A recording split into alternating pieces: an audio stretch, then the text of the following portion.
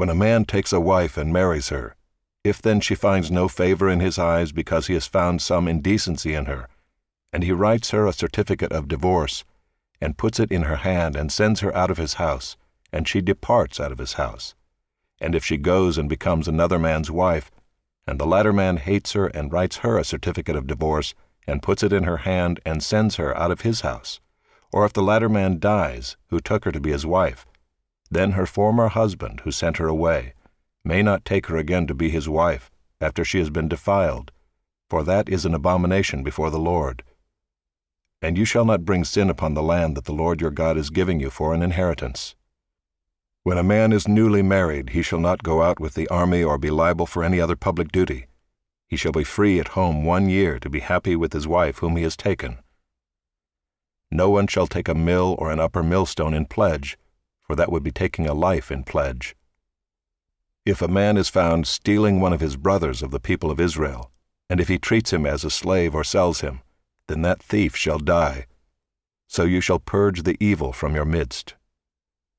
Take care in a case of leprous disease to be very careful to do according to all that the Levitical priests shall direct you. As I commanded them, so you shall be careful to do. Remember what the Lord your God did to Miriam on the way as you came out of Egypt. When you make your neighbor a loan of any sort, you shall not go into his house to collect his pledge. You shall stand outside, and the man to whom you make the loan shall bring the pledge out to you. And if he is a poor man, you shall not sleep in his pledge. You shall restore to him the pledge as the sun sets, that he may sleep in his cloak and bless you. And it shall be righteousness for you before the Lord your God. You shall not oppress a hired servant who is poor and needy, whether he is one of your brothers or one of the sojourners who are in your land within your towns. You shall give him his wages on the same day, before the sun sets, for he is poor and counts on it, lest he cry against you to the Lord and you be guilty of sin. Fathers shall not be put to death because of their children, nor shall children be put to death because of their fathers. Each one shall be put to death for his own sin. You shall not pervert the justice due to the sojourner or to the fatherless, or take a widow's garment in pledge. But you shall remember that you were a slave in Egypt, and the Lord your God redeemed you from there. Therefore I command you to do this. When you reap your harvest in your field, and forget a sheaf in the field, you shall not go back to get it.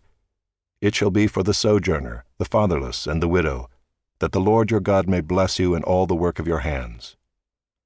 When you beat your olive trees, you shall not go over them again. It shall be for the sojourner, the fatherless, and the widow. When you gather the grapes of your vineyard, you shall not strip it afterward. It shall be for the sojourner, the fatherless, and the widow. You shall remember that you were a slave in the land of Egypt. Therefore I command you to do this.